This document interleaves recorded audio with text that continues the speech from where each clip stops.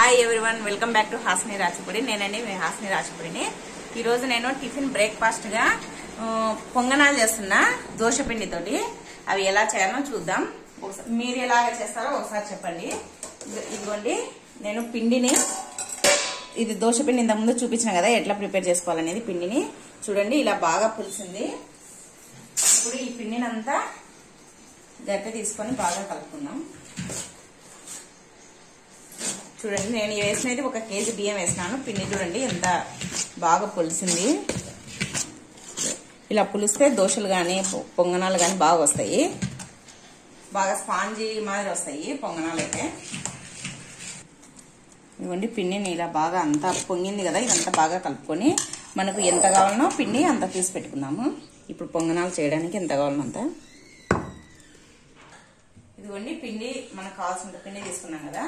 ఇప్పుడు దీంట్లో సరిపడినంత ఉప్పు, మన టేస్ట్కు తగినంత ఉప్పు వేసుకొని, ఇదిగోండి ఒక లావు ఉల్లిపాయను ఇలా చిన్న చిన్న ముక్కలుగా కట్ చేసి పెట్టుకున్నా. ఇది ఈ ఉల్లిపాయ ముక్కలు.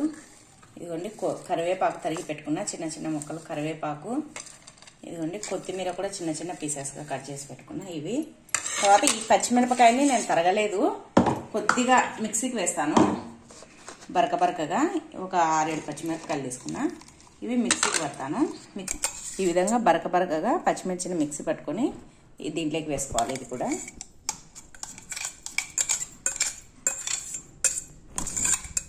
ఇదిగోండి చిటికెడు వంట సోడా వేసుకొని, ఇప్పుడు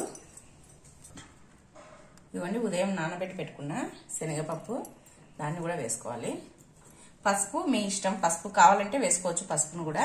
నేనైతే పసుపును వేయడం లేదు. ఇవన్నీ అన్నీ వేసుకొని ఒకసారి బాగా కలుపుకోవాలి. పసుపు కావాలనే కలరు బాగా ఎల్లోగా కావాలనుకునే పసుపు వేసుకోవచ్చు. నేను పసుపు వేయడం లేదు. ఇలా అంతా బాగా కలుపుకొని ఇప్పుడు స్టవ్ వెలిగించుకుందాం. స్టవ్ వెలిగించుకొని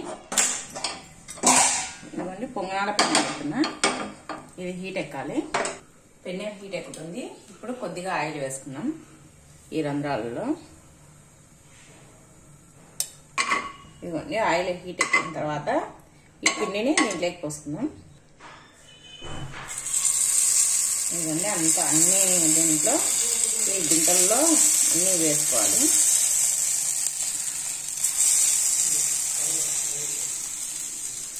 మరి నిండుగా వేసుకోకపోతే ఇవి పొంగుతాయి కదా, అందుకోసమని ఈ విధంగా వేసుకోవాలి.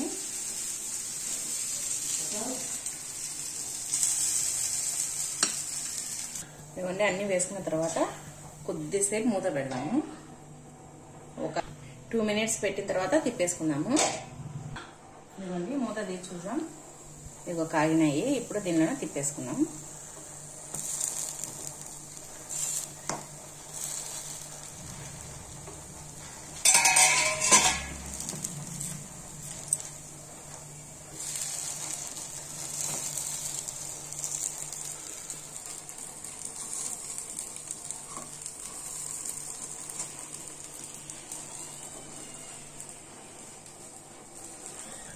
ఇవ్వండి బాగా కాగినాయి చూడండి.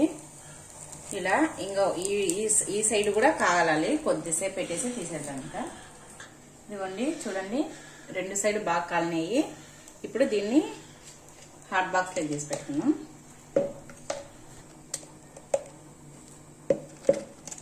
మనకు ఎలా కావాలంటే అలా కాల్చుకోవచ్చు. ఎక్కువ కాలాలనుకుంటే ఎక్కువ కాల్చుకోవచ్చు. లైట్ కాలాలంటే ఈ విధంగా కాల్చుకోవచ్చు. ఎక్కువ కాలాలంటే ఇలా కాల్చుకోవచ్చు.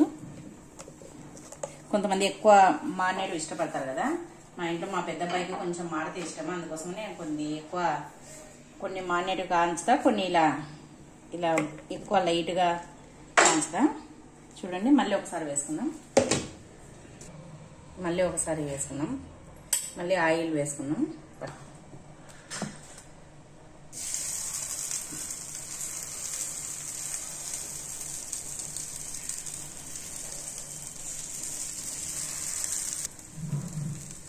ఇలా అన్ని వేసుకొని మళ్ళీ ఒకసారి మూత పెట్టేద్దాం కొద్దిసేపు.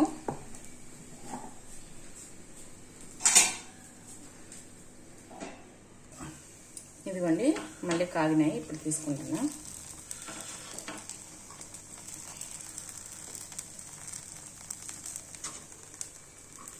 ఇలా అన్నీ తిప్పి మళ్ళీ వేసుకోవాలి, తిప్పి చేసుకోవాలి.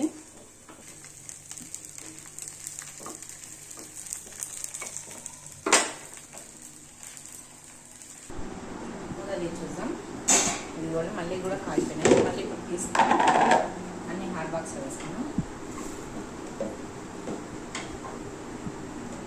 ఈ విధంగా కాల్చుకోవాలి. మీకు కొంచెం ఎక్కువ మాడగాల్చుకోవాలనుకుంటే కనుక కొద్దిసేపు ఎక్కువ పెట్టండి, ఎక్కువ ఎర్రగా అయిపోతాయి. లైట్గా కావాలంటే ఈ విధంగా కాల్చుకోండి. ఇదిగోండి పొంగనాలు రెడీ అయిపోయినాయి కదా. ఇప్పుడు వేడివేడిగా ఉన్నాయి, టేస్ట్ చేసి చూద్దాం. మీరు కూడా పొంగనాలు చేసుకోండి. ఇవి ఈవినింగ్ స్నాక్స్గా, ఉదయం బ్రేక్ఫాస్ట్గా రెండింటి పనికి వస్తాయి. దోశపిండి వేసి పెట్టుకుంటే ఒక 3-4 రోజులు ఇలా పొంగనాలు, ఒక రోజు దోశలు అలా వేసుకోవచ్చు. ఇదిగోండి దీంట్లోకి పల్లీ చట్నీ చేస్తాను. ఇది వీడియో చూపట్లేదు. పల్లీ చట్నీ అయితే ఇది ఈ ఎల్లిపాయ కారం చూపెట్టినాను. వెల్లుల్లి కారము, ఇది కూడా ఒకరోజు ఎలా చేయాలో చూపిస్తాను. దీంట్లోకి వెల్లుల్లి కారం కానీ లేదంటే కరివేపాకు పొడి కానీ బాగుంటుంది. చూడండి, ఇవి పొంగనాలు చేస్తే ఇలా రావాలి. ఇవి చూపెట్టి స్పాంజ్ మాదిరి రావాలి లోపల. చూడండి, స్పాంజ్ మాదిరి అసలు ఉంటలు లేకుండా, ముద్ద లేకుండా, పిండి పచ్చిగా లేకుండా ఇలా స్పాంజ్ మాదిరి రావాలి. అప్పుడు పర్ఫెక్ట్గా వచ్చినట్టు. ఇవి టేస్ట్ చూసి చెప్తాం.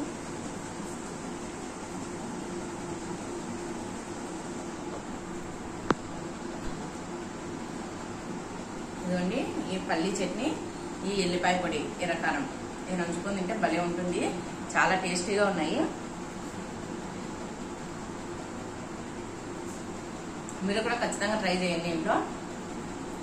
మీకు కానీ ఈ వీడియో నచ్చినట్టయితే ప్లీజ్ లైక్ చేయండి, షేర్ చేయండి, సబ్స్క్రైబ్ చేయండి. పక్కనే ఉన్న బెల్ ఐకాన్ని క్లిక్ చేయడం మాత్రం మర్చిపోదండి. ఎవరైనా కొత్తగా చూస్తున్నట్టయితే కనుక ఖచ్చితంగా సబ్స్క్రైబ్ చేసుకోండి. మంచి మంచి వీడియోలతో మీ ముందుకు వస్తున్నాను. Thank you for watching. Bye.